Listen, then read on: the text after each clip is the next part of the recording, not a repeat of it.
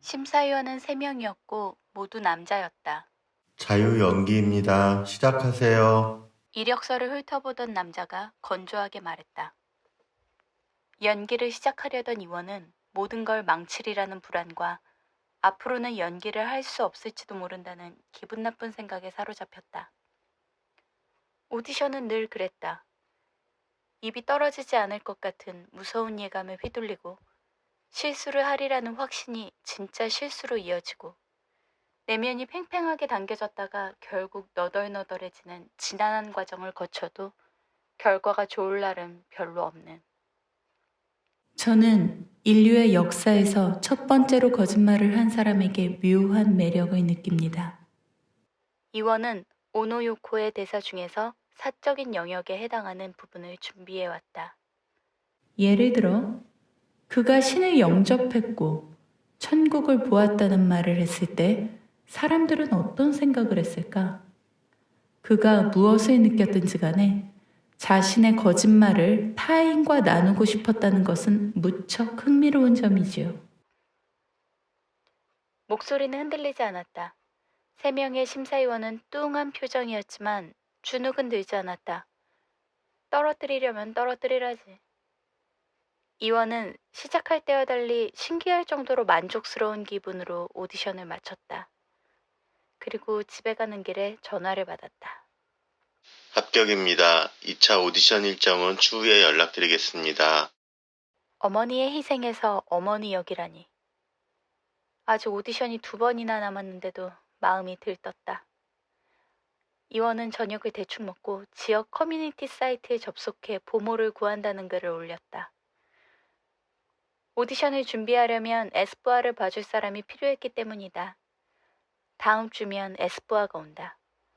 에스쁘아는 1년에 한 번 전 남편의 누나가 운영하는 민박집이 바빠지는 여름철에 왔는데 이번엔 좀 이른 시기에 보내도 되겠냐고 통보에 가까운 부탁을 했다. 바이러스 때문인가? 알겠다고 했지만 기쁨과 짐스러움이 혼재된 마음이었다. 다행히 눈에 들어오는 이력서가 있었다. 신지우, 26. 이 여대 유아교육과를 졸업하고 공립유치원에서 일하다가 떠나야겠다는 생각이 사로잡혀 영국 유학을 준비 중입니다. 아이들과 진심 어린 소통을 했고 누구보다 열린 마음으로 아이들을 볼 줄 아는 교사입니다. 진부함이 과해서 만만해 보이는 자기소개. 이원은 바로 전화를 걸었으나 신지우는 전화를 받지 않았다. 그래서 문자를 남긴 뒤에 번호를 저장했고 그러자 조금 뒤에 카톡 친구로 나타났다. 신지우의 프로필에는 82장의 셀카가 있었다. 수영복과 요가복, 그날 입은 옷을 거울에 비추어 찍은 사진이었다. 얼굴을 댕강 잘라내고 찍은 OOTT 거울 셀카. 이원은 몇 장 넘겨보다 말았다. 사진이 말해주는 것은 아무것도 아니기 때문이다.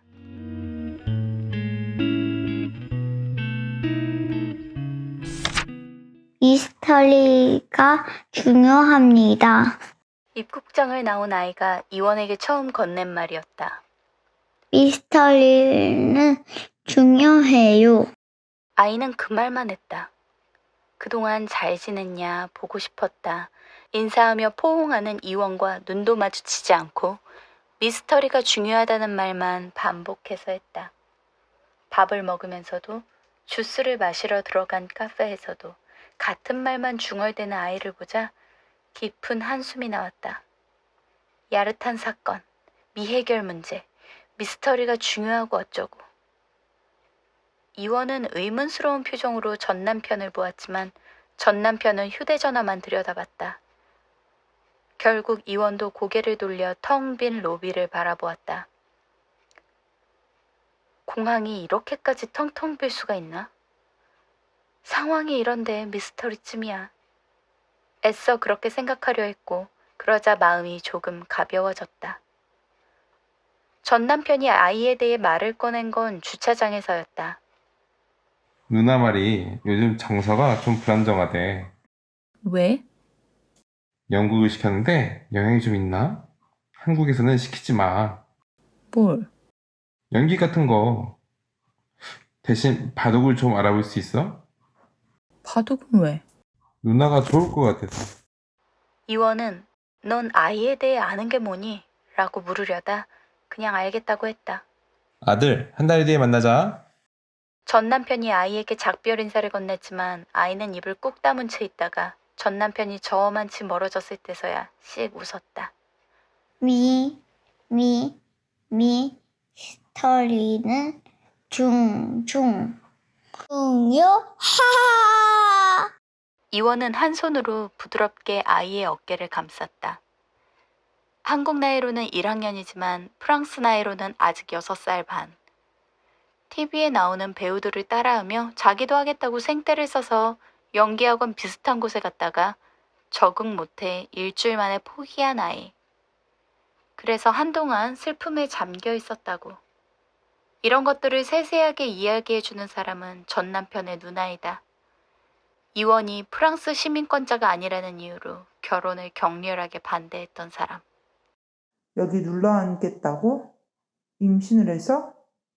정신이 있으면 애를 떼고 한국으로 돌아가라고 해. 아마 그보다 심한 말도 했을 테지만 전 남편이 전한 말은 거기까지였다. 가자, 아가. 이 스토리는 중요해요. 맞지요, 엄마? 아이가 친근하게 말을 건넨다. 작년부터 이런 게 좀 심해졌다. 전 남편이 있을 때와 없을 때 확연히 다른 태도를 보이는 것. 이원은 그런 태도가 거슬리면서도 그렇지. 미스터리가 중요하지. 하고 맞장구 친다. 내일부터 아이를 돌봐줄 보모가 온다. 신지우는 이원이 문자를 남긴 다음 날 연락을 했다. 전화를 받지 않은 것에 대해서는 한마디도 않고 업무에 대해 물었다. 아이는 몇 살인지, 시간 조정은 가능한지, 이원이 무슨 일을 하는지도 알고 싶어 했다. 배우라고 하자 신지우는 바로 선생님이라는 호칭을 썼다. 대화를 해보니 이력서에 써놓은 것과 몇 가지 다른 점이 있었다. 신지우가 일했던 곳이 공립 유치원이 아니라 사립 어린이집이라는 것과 유학이 아닌 워킹 홀리데이를 준비한다는 것. 26은 만으로 했을 때 나이고 실제 나이는 29이라는 것. 이 여대에 입학한 건 사실이지만 졸업을 한 건 아니라는 것도. 이원은 그런 것들이 얼마나 중요한지 판단이 서지 않았다. 그런데도 며칠만 두고 보자는 마음으로 사실은 뭔가에 홀린 듯이 신지우를 고용했다.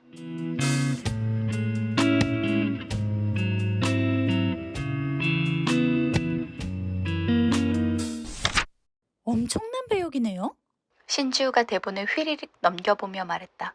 선생님이 어머니 역이라니 좀 의외이긴 하지만요. 왜? 그냥요. 선생님은 어머니의 희생에 대해 부정적인 것 같아요. 이원은 무슨 뜻인지 바로 알아듣지 못해 신지우를 빤히 쳐다보았다. 더 말해보라는 듯이.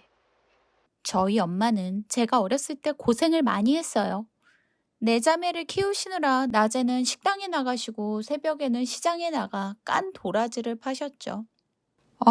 어머니 힘드셨겠다. 아니요. 저희 어머니는 저희 얼굴만 봐도 힘이 난다고 했어요. 모성이라는 게 그렇잖아요. 아무리 힘들어도 아이들을 보면 싹 잊히기 마련이죠. 싹 잊힌다고? 네. 희생이 곧 기쁨이니까요.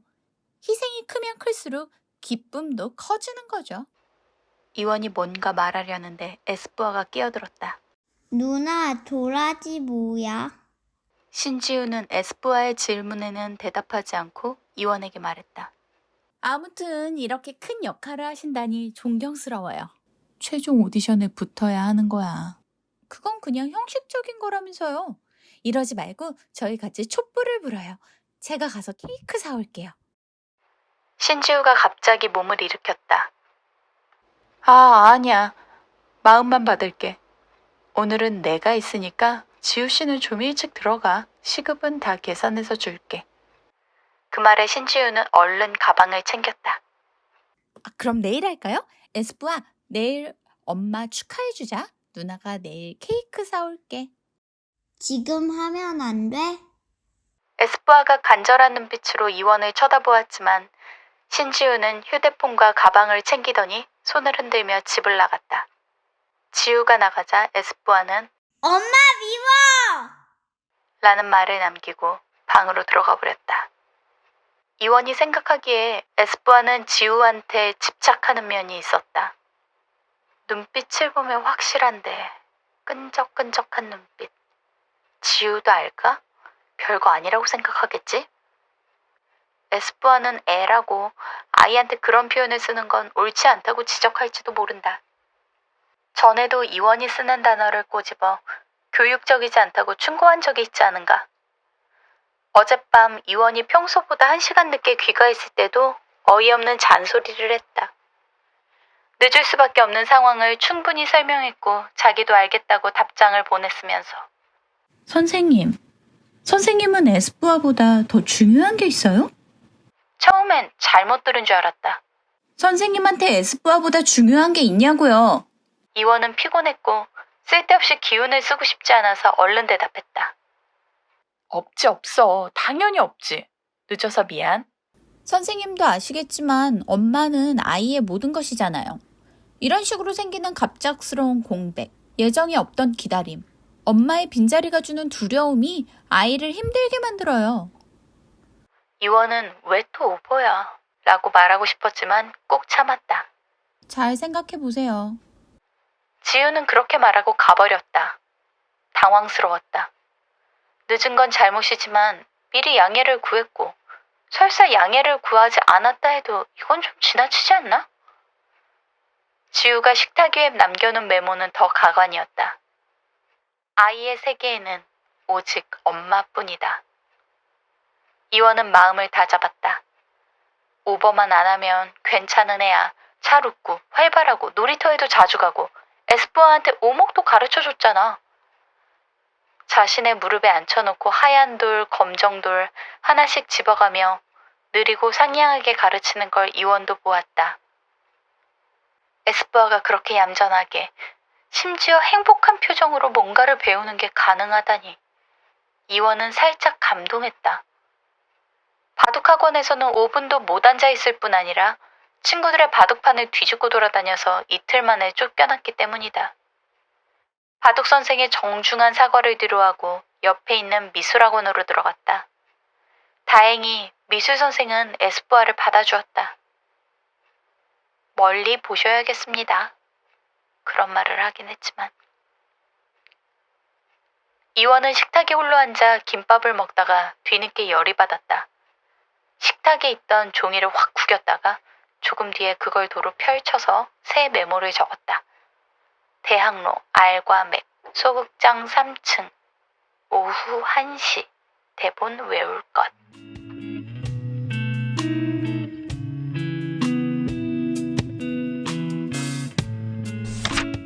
연습이 한창일 때 신지우한테 문자가 왔다. 금방 오실 거죠? 응, 곧 끝나. 이원은 바로 답장을 보냈다.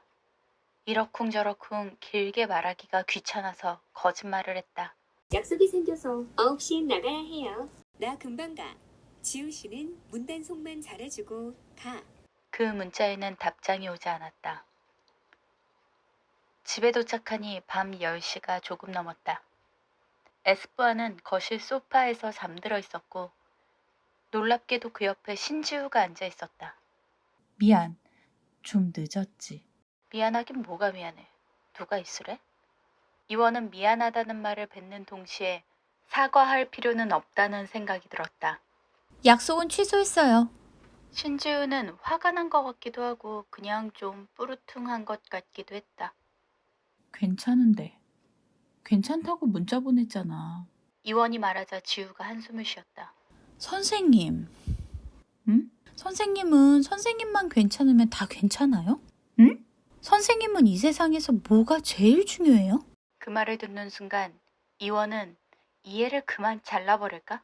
내일부터 오지 말라고 하면 그만이잖아 하는 생각을 했다. 그와 동시에 그건 너무 일방적이고 예의 없는 행동이라는 것과 내일 당장 애를 누가 봐? 하는 현실적인 계산이 이루어졌다. 그래, 에스쁘아가 제일 중요하지. 에스쁘아는 엄마가 필요한 때예요. 아이는 엄마가 봐야 하는 거 아시잖아요? 지우 씨, 그거 되게 가부장적인 생각이야. 이원의 말에 신지우가 톡 쏘아붙였다. 정말 너무하시네요. 제가 선생님 같은 학부모를 많이 봐서 하는데요. 선생님 이런 거 고치셔야 할걸요? 일이 먼저다. 기회는 잡아야 된다. 그런 생각 말이에요.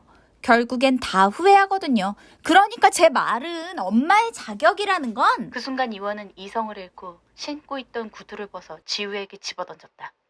기회니 후회니 하는 말을 아무렇게나 쏟아내는 입을 향해서.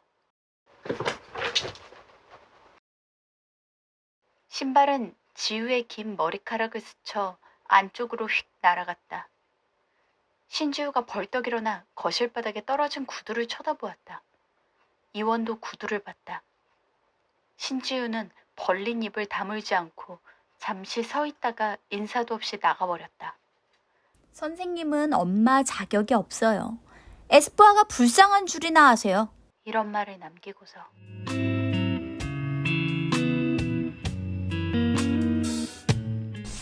에스쁘아가 프랑스로 가는 비행기를 그렸어요. 그림 속에는 이륙을 준비하는 비행기와 캐리어를 끌고 가는 세 사람이 있었다. 엄마와 아빠와 에스쁘아. 특이한 점은 그들이 모두 팬티 차림이라는 것과 여자의 머리가 비정상적으로 길다는 것이었다. 이원의 머리 스타일은 20년째 짧은 단발인데 그림 속 여자는 머리가 땅에 질질 끌릴 정도로 길었다.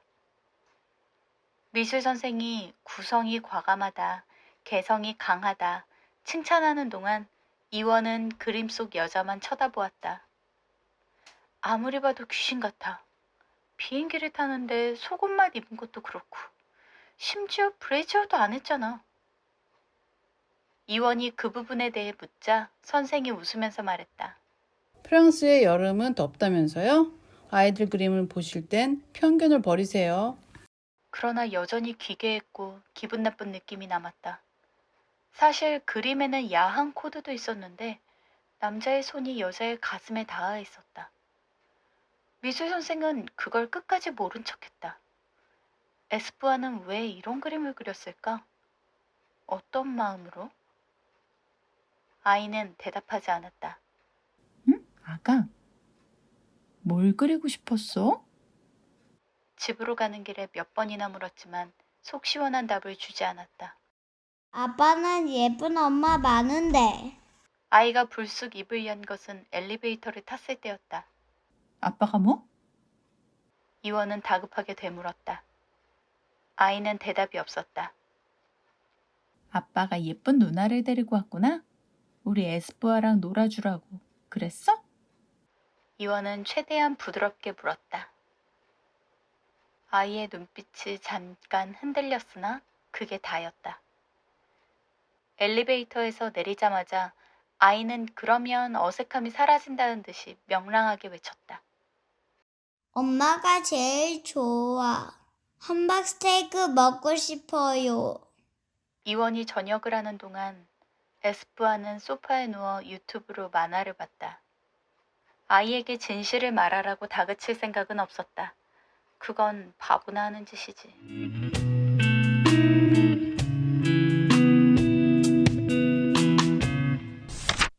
최종 오디션이 끝나고 기진맥진한 채 커피숍에 앉아 있는데 전 남편으로부터 전화가 왔다. 미안하다로 시작된 이야기는 누나가 제주도에 오픈한 펜션이 잘못되었다는 이야기로 장황하게 이어졌다. 긴 이야기의 요지는 이원이 에스쁘아를 몇 주만 더 데리고 있었으면 하는 것이었다. 난 안 돼. 이원은 단호하게 말했다. 사업 운운하면서 여자들이랑 놀러 다녔던 게 어디 한두 번인가? 내가 상황이 좀 그렇다. 전 남편이 말했다. 나도 마찬가지야. 아, 오디션은 또 보면 되지. 또 볼 수 있는 오디션이 아니야. 어쨌든 내가 상황이 좀 급해. 나도 이번엔 정말 야, 이원이 뭔가 설명하려는 순간 전 남편이 버럭 소리를 질렀다. 너 엄마잖아.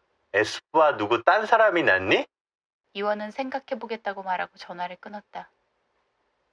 오디션이 중요하다는 말을 왜 못했을까? 이런 기회를 잡는 게 쉬운 일이 아니라는 말도. 아니, 그런 말은 입이 아프게 해봤으니 됐고, 그보다는 이 말을 했어야 됐다. 자궁이 있어서 내가 낳은 거라고. 너한테 자궁이 있었으면 너한테 낳으라고 했을 거라고. 이원은 그 말을 하려고 전화를 걸었다가 1초 만에 꺼버렸다. 전화는 다시 걸려오지 않았다.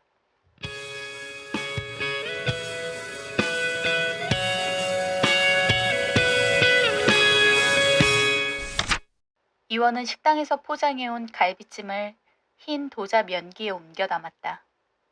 접시 3개와 수저 3벌을 가지런히 놓고 유리잔이 깨끗한지 한 번 더 확인했다. 올까? 약속 시간이 다가올수록 신지우가 안 올지도 모른다는 생각이 들었다. 그러나 생각해보면 신지우는 의외로 다정하게 전화를 받지 않았나? 이원의 사과도 한 번에 받아주었고 오디션 최종 합격을 알리니 축하한다는 말까지 건넸다. 내친 김에 파티나 하자는 말을 먼저 꺼낸 사람도 신지우였다. 그러고 보니 이원이 1차 오디션에 합격했을 때 신지우가 파티가 어쩌고 하며 케이크를 사오겠다고 했던 게 생각났다.